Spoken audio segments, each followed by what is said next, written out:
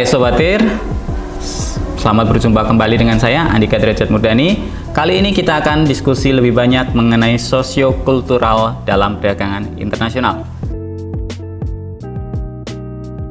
Ya, budaya dalam perdagangan internasional itu ternyata sangat-sangat berperan ya. Ya, budaya merupakan salah satu aspek yang berpengaruh dalam bisnis internasional.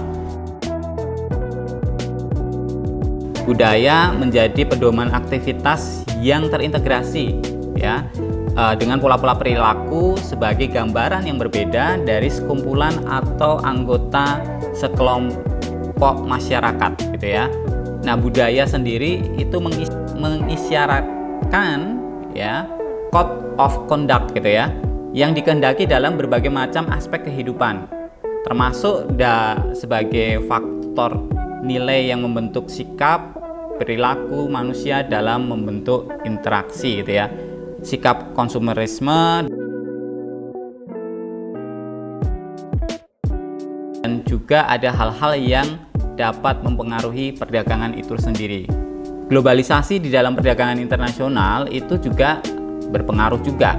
Globalisasi menimbulkan ekspektasi kebutuhan manusia yang sama di seluruh dunia gitu ya, atau universal needs gitu ya. Ya, kita tahu saat ini karena ada terjadinya globalisasi, kita sangat membutuhkan yang namanya gadget, yaitu salah satunya handphone atau smartphone saat ini, dimana universal needs itu yang mempermudah perusahaan untuk menyamakan produk secara massal atau juga mengglobal gitu. Tapi realitasnya yang perlu teman-teman ketahui, konsep konsumen yang mengglobal ini tidak mudah direalisasikan karena adanya faktor sosial dan budaya. Tidak mudah bukan berarti tidak sama sekali. Keberagaman budaya membuat konsumen di seluruh dunia memiliki kebutuhan yang beragam pula gitu ya. Sehingga pelaku bisnis internasional harus mensiasati dengan melakukan penyesuaian diri dan melakukan edukasi budaya di masing-masing wilayah target pemasaran gitu ya. Ada dampak sosial budaya di dalam bisnis internasional. Ya, penggunaan bahasa ternyata bisa kemudian memperlancar komunikasi yang efektif gitu ya dengan masyarakat lokal dan mengumpulkan informasi ya. Bahasa tiap daerah itu kan beda-beda ya. Maka kalau kemudian ingin masuk ke negara Asia, negara-negara di benua Asia, ya tentunya kita menggunakan bahasa-bahasa dari negara benua Asia gitu ya. Kemudian ada agama gitu ya. Agama dapat mempengaruhi hampir segala aspek perilaku individu ataupun juga kelompok. Harus ada sensitivitas terhadap keberagaman agama atau keyakinan serta pengetahuan tentang regulasi agama yang mengikat target konsumen. Contohnya, kita tahu di India itu salah satu agama mayoritasnya adalah Hindu gitu ya. McD di sana tentunya juga tidak bisa langsung serta-merta membuat burger yang patty-nya itu daging sapi, karena sapi di sana itu dilindungi gitu ya oleh agama Hindu. Ya, sama halnya yang ada di sini gitu ya. Di Indonesia majoritinya adalah Islam atau Muslim gitu ya.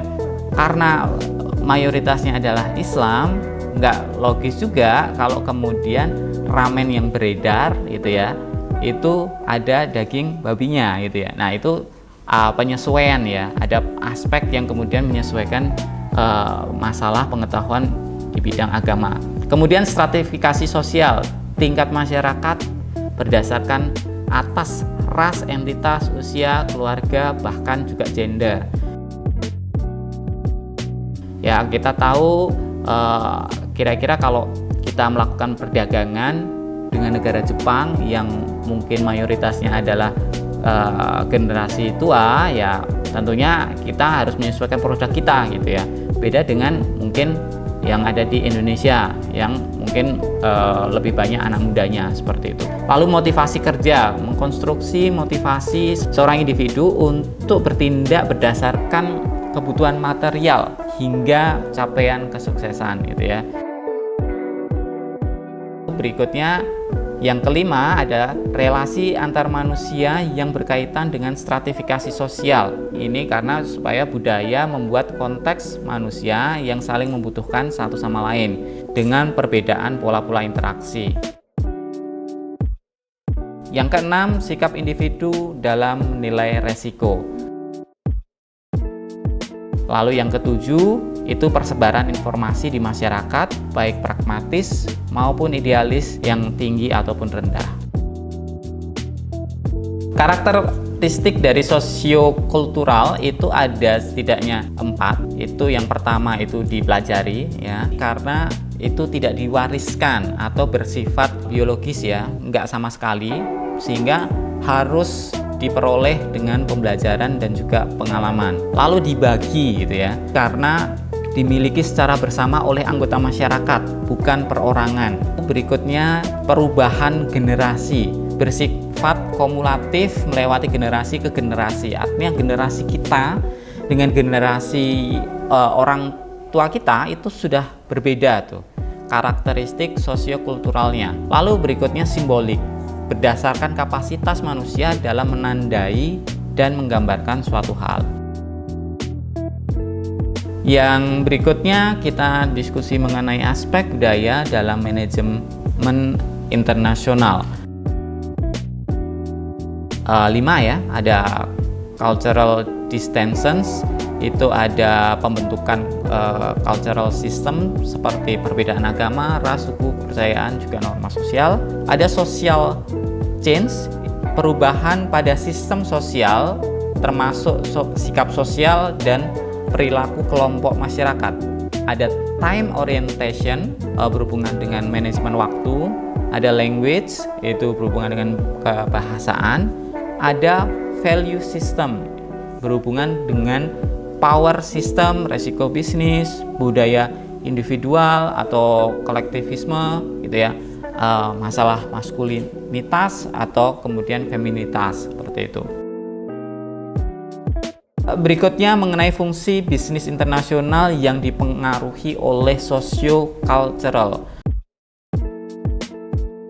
Yang pertama itu pemasaran ya, sebagai contoh cara beriklan gitu ya. Cara beriklan karena kita beriklan di negara yang mayoritasnya penduduknya muslim misalkan, ya tentunya kita pendekatannya akan seperti itu. Beda dengan di Eropa yang mungkin mayoritasnya Katolik atau Kristen, ya tentunya akan pendekatannya seperti itu sesuai dengan basis agamanya gitu ya.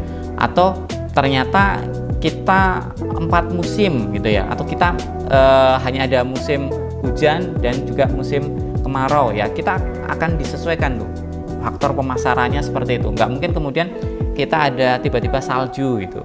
Berikutnya yaitu manajemen SDM, contohnya itu rekrutmen karyawan gitu ya. Rekrutmen karyawannya tentunya akan berbeda tuh di Eropa manajemen SDM-nya dengan Indonesia seperti itu.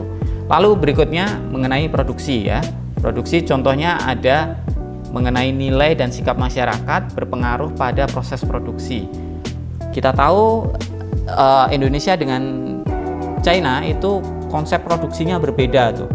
Ya, Indonesia produksinya bisa dikatakan tidak lebih cepat dibandingkan yang ada di China. China sistem produksinya secara masyarakat itu sangat cepat gitu ya. Berikutnya itu keuangan. Contohnya apa? Contohnya nilai dan sikap menentukan profitabilitas perusahaan. Sebagai contoh, kita bisa lihat ada contoh yang pertama itu McDonald's ya. McDonald's itu menerapkan strategi pemasaran yang berbeda tuh tiap negara. Bisa dikatakan ada varian-varian yang berbeda juga di tiap negara. Contoh, varian yang menggunakan rasa rendang itu mungkin hanya ada di Indonesia, di tempat lain nggak ada. Lalu berikutnya, McD merekrut tenaga kerja lokal dan melakukan penyesuaian harga produk yang juga disesuaikan dengan pajak lokal. Pajak kita itu ada salah satunya ada PPN misalkan. Nah, PPN itu 11% misalkan yang saat ini. Tentunya akan berbeda tuh Kalau kita pergi ke misalkan yang terdekat Malaysia, ya harganya akan beda gitu ya. Bahkan ukurannya pun juga berbeda karena nilai produksinya itu berbeda, seperti itu. Di Asia Selatan, McD mempromosikan menu nasi dengan sayur serta ayam tanpa daging sapi pada menu burger karena terdapat masyarakat yang beragama Hindu, sama seperti di India tadi ya. Di Indonesia, menu makanan yang disajikan beragam dengan pilihan makanan tradisional. Seperti yang saya katakan tadi, ada rendang, salah satu contohnya. Ya, yang kedua, contohnya adalah produk kopi Nestle. Ya, Nestle ini perusahaan multinasional berasal dari Swiss. Saat ini memproduksi atau membuat lebih dari 40 varietas kopi.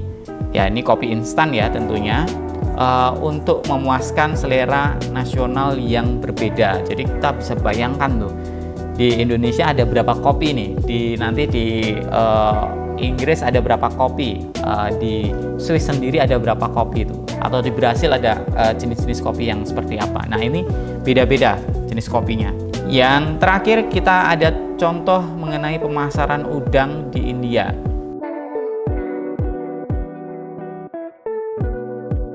Ya, ekspor udang di India ini menyesuaikan pasar luar negeri karena adanya karakter socio-cultural yang dimiliki gitu ya. Ada dua pasar utama udang di India, yaitu Amerika Serikat dan juga Jepang.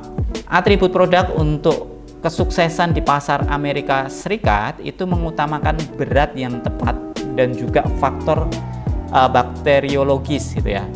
Sedangkan di Jepang itu faktor atau atribut utama yang diperhatikan yaitu adalah tampilan, kemudian daya tarik, warna, keseragaman ukuran dan juga susunan udang. Jadi dua hal yang sudah berbeda nih ya. Satu negara menginginkan apa, kemudian yang negara yang lain menginginkan apa. Padahal dua-duanya sama-sama negara maju. Oke, gitu saja dari saya. Sampai berjumpa berikutnya.